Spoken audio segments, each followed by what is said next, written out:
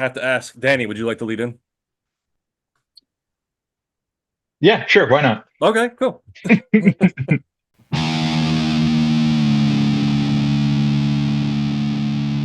What's up, everybody? Welcome back to the Fake Philosophers. With me, as always, is Mr. Michael Glenny. Today, we have special guests Derrick Murray and Michael Maxwell, the jack of all nerds himself. Welcome, guys. Let's get into it. Thanks As for you having sip your beer. You moved forward and like the filter went away. So I was like, oh, is he doing something? Is he doing a bit? Don't worry, Mike. I got this. Yes, welcome to the show, everyone. Thanks for Mike. Thanks for being here. Glad to have you. Made time. Don't worry. All right, now you take it away. All right. This is why I don't do the opens, Mike. I thought you did great up until you disappeared behind your filter. Yeah. So I saw an article the other day, a little headline grabber, very much a troll article, but I still read it. And I shared it with these guys. So I was like, these guys are going to have some opinions, and I like opinions. And it's pretty much to sum up the article, I probably won't link to it because it's one of those trash comic sites. It pretty much stated how fans are very upset and disappointed with Chris Evans because apparently their opinions are ever since he left the role of Cap, he's taken very bad roles, or I think they said very like gimmicky roles, very funny, very goofy roles, and has been in a lot of bad movies since dropping out of the Marvel Cinematic Universe. They even said like during the time in the cinematic universe, he was doing a lot of kind of more edgy, cool stuff like Snowpiercer, Knives Out came up. We talked about that before we started recording. My favorite thing to say. I love it. And so yeah, and I was like, I wonder what these guys have think about this, and here we are. So who wants to start? I'll start. Cool. I kind of read the article, and I do agree that Chris Evans' movie choices, his roles, have kind of declined on the cool, edgy, unique side. He's now kind of, in the article, they called it the Ryan Reynolds trap, to where he found a thing that he does well, which is kind of play comedic action roles, and he's kind of stuck to that. That was an argument made. I would agree to some point that that's true. I just don't care as much as some other people. It's not the same at all because it's different once you hear it. Like Sam Jackson in an interview a while back was asked why he doesn't take more serious roles, trying to kind of go for an Oscar or kind of go for awards. And he kind of shrugged it off and was like, I'll play Nick Fury and Mace Windu for the rest of my life and be happy. And that's kind of thinking about Chris Evans. I was like, all right, if he's enjoying these roles, I don't really care that much, but I do agree that the roles have been less interesting than others who have been in the MCU. Mike, I think I will mirror your sentiment about like I don't really care about that. Again, if it's what the actor wants to do, it's making him happy. Fuck it. Like let him do that. The article mentioned him playing a lot of two-dimensional characters since then. That was one of the things that they said. And they did compare him to Ryan Reynolds, but I don't really think you can compare those two. While I get the message that they're trying to say, Ryan Reynolds is way more one note than, and I love Ryan Reynolds, but let's be honest, most of his roles are Deadpool, even when he's not Deadpool. Whereas Chris Evans, well, yes, he does a lot of these sort of action comedy thing. I wouldn't say that he's always playing the same character. I mean, I'm going to reference a movie I hated, but he was probably the most fun part of the movie. And I wouldn't say it was like anything else that I'd seen him in recently. Now, I've not seen Ghosted. I know I wanted to, but Derrick said I shouldn't see it, so I didn't. But The Gray Man, he's the villain in that. And I don't think you can really relate that to another character he's played recently. So I don't agree that he is Ryan Reynolds-ing it. But sure, maybe his the quality of the films he's been in has taken a hit. Yeah, I have a little bit more I don't want to say disdain, but I feel a little bit more strongly because I have said on numerous occasions that he needs to fire his agent and just take on better stuff. And so I think in this context, because it's perfectly fine if he wants to do that. I agree. It's not a Ryan Reynolds thing because if we're being honest, Ryan Reynolds, as one note as he has been that way from his inception. There has never been a time where Ryan Reynolds hasn't been him. And he's managed to just kind of ride that out into a very lucrative career. So it's not like he got involved with Deadpool and now all of a sudden he's Deadpool for the rest of his career. Like, he played Deadpool because he's literally been Deadpool long before they ever made the movie, which is why he campaigned to be in the film in the first place. So, like, before and after his, one of arguably his largest role that everybody would really know him by, he's been that guy.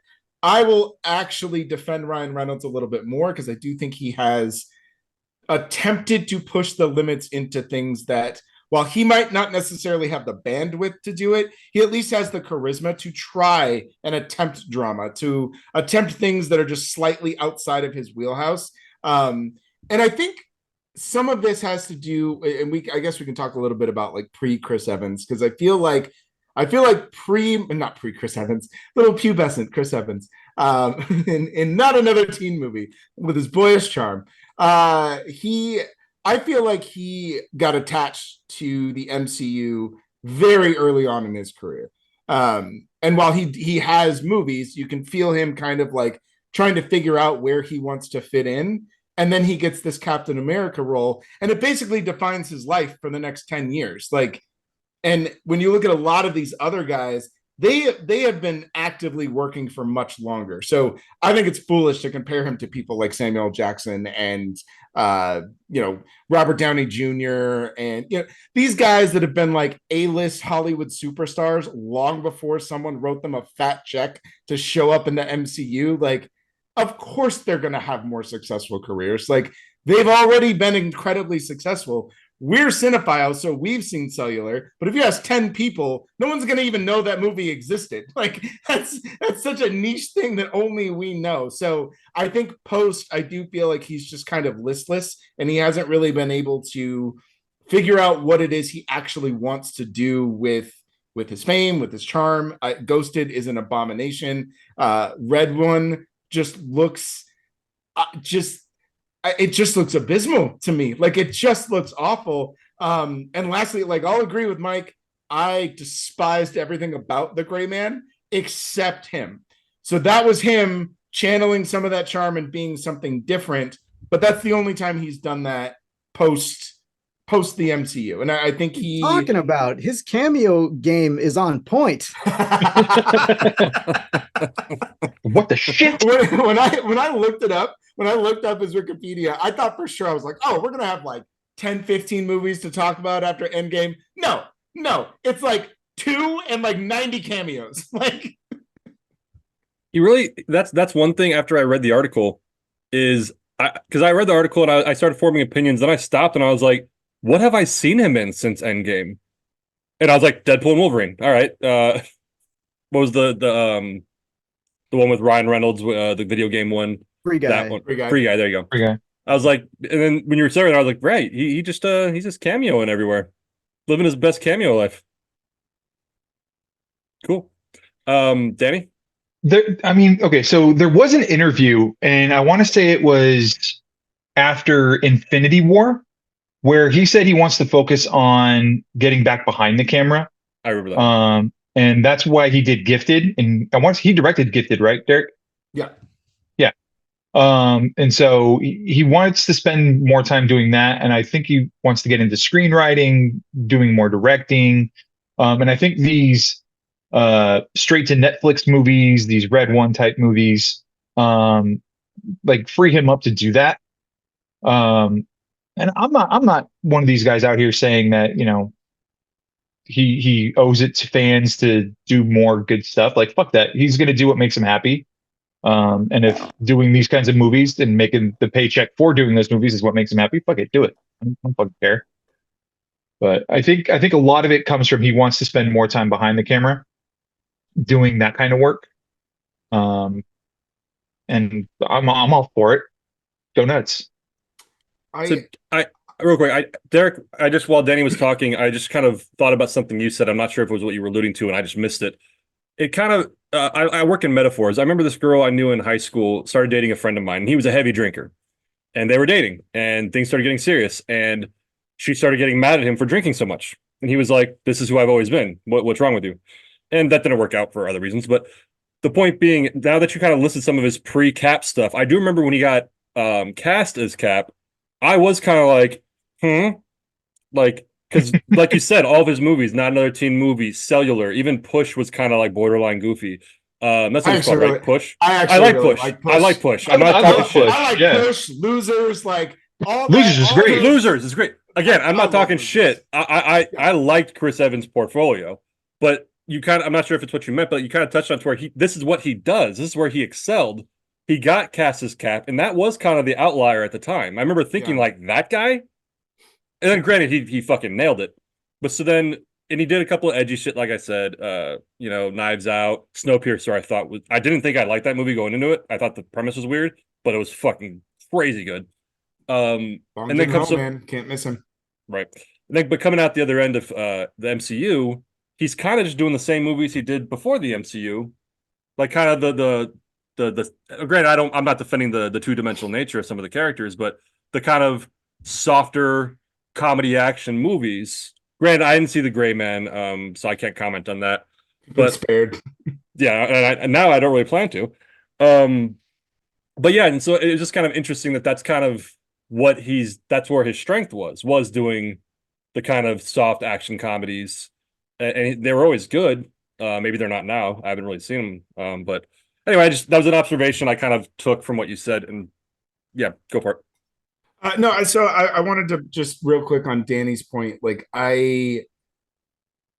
his comments of like, oh, I want to direct and write and do all of that. Like that strikes me a little bit more as like Liam Neeson being like, I'm not doing action interviews anymore, and then literally all he does is fucking Taken over and over and over and over again. Like, bro, you didn't shut up. Because he was doing that, and then he all but stopped. Like once he was doing it while he was a part of the MCU, and then as soon as the MCU ended, he has nothing like that on his register. It's all this Netflix garbage, and so I don't think someone like him needs to do a shitty Netflix movie like Ghosted or Red One in order to fund his direct. Like he can get financing. Like there's no possible way no one won't finance a small movie from him. So that's one point. And then I think I would say the closest example that would balance out this argument a little bit into Chris Evans not going as far as we would like him to in the way that like fans are upset would be somebody like Sebastian Stan, who also came into the MCU relatively young, but has actually managed to add a bunch of different things to his portfolio and really push himself. I would actually even argue that Dave Bautista has done the same thing,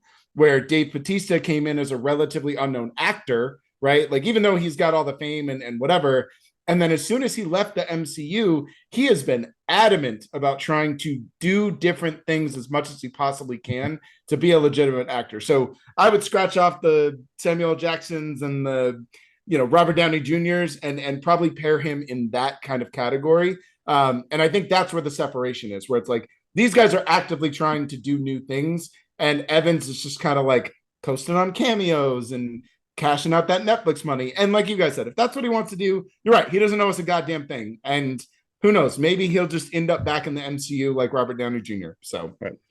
I think part of it's like having a kid where you're like, I love you, son. I love you, babe. And you can do whatever you want to do with your life, and I'm going to support you no matter what. And they're like, okay. And then they go start a ska band. You're kind of like, all right, like do what makes you happy. I'm kind of disappointed, but you live your best adult life. That's kind of, I think, the feeling of with Chris Evans.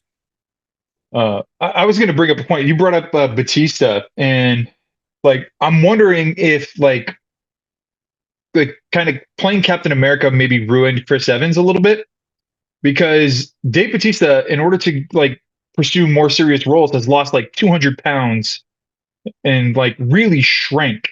He's not the hulking mass of muscle he used to be. In an effort to pursue like different roles and more serious roles instead of playing, the tough guy, bouncer type character. So I'm wondering, maybe did Captain America kind of put Chris Evans in a frame to where people were like, well, we don't want that type of character or that type of actor for this role. And so he's only getting the roles that he's getting. I would Maybe I that's think not like the main reason, but like maybe a side reason or like some contributing factor. I think there might be elements of that could be true, like kernels of truth. But generally speaking, I think if Chris Evans knocks on your door saying, "I'd like to be the lead in this movie," you'll make it work for him. Yeah, because he is, like it or not, in this part of his career, he is still, a draw to the theater. And he's sizable, but he's like, he doesn't need to look like the chiseled, fresh out of the cryo chamber Cap.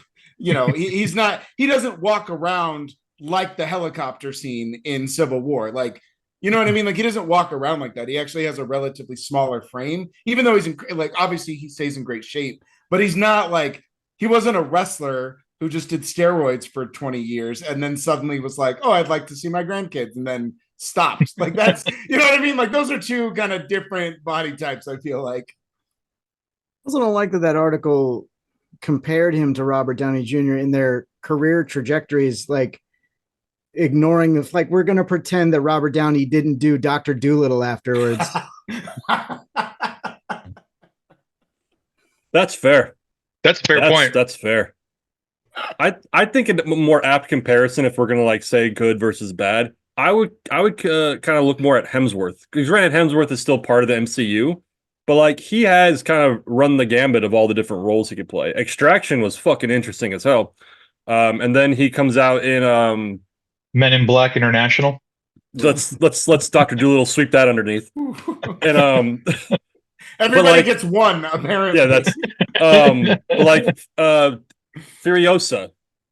Like it or hate it, he that was an interesting role for him. I didn't even realize he was in the movie till about 10 minutes in, and I was like, wait, what the fuck? So I don't know. I think that's a more apt comparison with Hemsworth. Kind of, he was still relatively a new face when he became Thor, and the way he kind of took his career versus Evans. I think that's a better contrast and comparison. It's a fairer one, in my opinion. Yeah, maybe even Pratt. Nah. Say what you will. Evans didn't do Ghostbusters 2016, so he's already got leg up in my book. Yeah. I think your better comparisons are going to be people like Sebastian Stan. I think Sebastian, that's a good like Sebastian Stan, Dave Bautista. I'm trying to run through the MCU, kind of newcomers or people that like. Wait, Sebastian Stan, the ski patrol guy from Hot Tub Time Machine? That's right. That's him. It trips me every time I watch that movie. I'm like, oh shit, Bucky. And then that whole thing where in Endgame, how it's Hot Tub Time Machine is referred to. And so they're like, well, wait, is no one going to comment on how this actor looks shockingly alike? Yeah, I would say those guys are probably the closest. And honestly, I actually think Anthony Mackie. I was thinking about him. Anthony Mackie is relatively similar, although he, before and after the MCU, I feel like his career is just kind of the same. And that's neither good or bad. I don't feel like he's made any different choices before or after. Like he's kind of always like been in some decent movies, but then he's always done the straight to streaming, straight to video type of like stuff. Like even before he became, Captain Sam or whatever, like he's always kind of done that. That's always been like one for you, one for me type of thing. That's always been his career. So, and I don't think he's been up until when he took over Captain America. He hasn't really been the leading man in a lot of shit either. No, mainly just supporting roles. He's always in stuff. Yeah. Yes. So, any other notes? I think we're all on the same page. Like I said, the comparison with the parent, where it is kind of disappointing, but hey, live his best life. Is there any disagreement there? No. He's out there with his ska band. Yeah. I think that's a good way to frame it, because I think we want the types of things we see out of other people from somebody like Evans, because yes, he's pretty to look at, right? But also like he is incredibly charismatic. Like even when he is playing a very bland, two-dimensional character, like the guy does, like the camera is just kind of drawn to him And so I think some of this backlash, whether fake or real or whatever, but just the fact that we're having this discussion, I think it's because we want Chris Evans to be more than whatever this is. And if he loves it and that's what he wants to do, like by all means, like we don't decide his life, that's for him. But at the same time, it's like we kind of know you've got a little more in you and we'd like to see it. That's the way that I kind of. And see, I'm not in that same area. Like I like him if he's in something, I'm probably going to try to see it regardless of what it is, and knowing that I'll probably enjoy him in it. Like I said, Ghosted I wanted to see, but and even with Derrick's scathing review, if I had Apple TV Plus, I probably would have watched it, but I'm also not going to go sign up for it to see this movie. So I won't even give him my logins for free because I care about him as a person. But then also like Red One, different strokes for different folks. My girlfriend is so fucking excited for this movie that we're definitely seeing it. And I like The Rock. I like Chris Evans. Does the movie look silly? Yes, incredibly. But I feel like it'll still probably be a good time. Yes, it's going to be it's going to be two-dimensional characters across the board. Even the 3D CGI renderings. I mean, you want to talk about comparisons. I think The Rock has been doing The Rock his whole career as well. Oh boy. And that stick is fading. I think honestly, that's yeah. And I feel like his career is taking a little hit of lately. After Black Adam failed, I feel like he's been on a. Yep. I gotta say, I am a huge fan of The Rock. I watched the wrestling during the Attitude Era when he was at his peak, when he started acting, kind of hard start, but I've been a huge fan. But like, I do want to see Red One. It looks silly. I like Jingle All the Way, so I kind of like that weird goofy shit. But I do care less and less about The Rock's movies as the years go on. Yeah. Like, I think I saw Skyscraper on streaming and I was like, what the fuck was this? Like, Rock, bro, like you have money. You don't need to do this. Like, yeah, The Rock's great. That's a whole other fucking conversation. Jeez. But anyway, yeah, my point was just that, yeah, like, sorry. I'm enjoying the stuff that he's in. If that's the way he wants to do it, I'm still going to support him. I'm still going to see his movies. If he wants to do more character driven stuff, I will absolutely see that too. I've enjoyed when he's done other things. Same with Ryan Reynolds is kind of the same. I wish he would take more risks, but I feel like back when he was in his risk taking days, that was when nobody wanted to see him. Like Amityville Horror, I want to say was, and nobody saw that movie, but like now that Smoking Aces, he was a different character. Yeah, there's Voices, there's Buried, there's Selfless, there's all kinds of stuff like that. He's worked with nearly everybody, trying to figure out where Ryan Reynolds fits into every genre you can possibly imagine. But you're right, nobody knows those movies exist. Like Safe House, was that Safe House? Was that Safe House? Yeah, with Denzel. Yeah. And I was like, those movies never do well. And now that he's hit the success with Deadpool, he's just replicating that to bring in the audience. And for the most part, it feels like it's working, And it could be, and granted, obviously none of us are where he is, but I remember when I was kind of actively acting, I would get a lot of similar like roles. And I remember talking to someone like, don't you want to like change it up and do something different? And I was like, I enjoy playing this kind of role. It's fun to play. And I think maybe Ryan Reynolds, granted, because he obviously has the chops to do other stuff, but maybe he just enjoys doing his quirky Deadpool shtick. And he's like, if I can ride this to the bank, I'm going to keep riding it because I enjoy it and I like doing it. Yeah. All right, cool. Button that.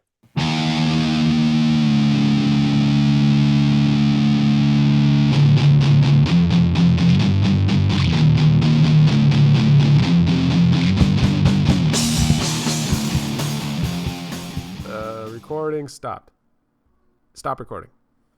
There we go.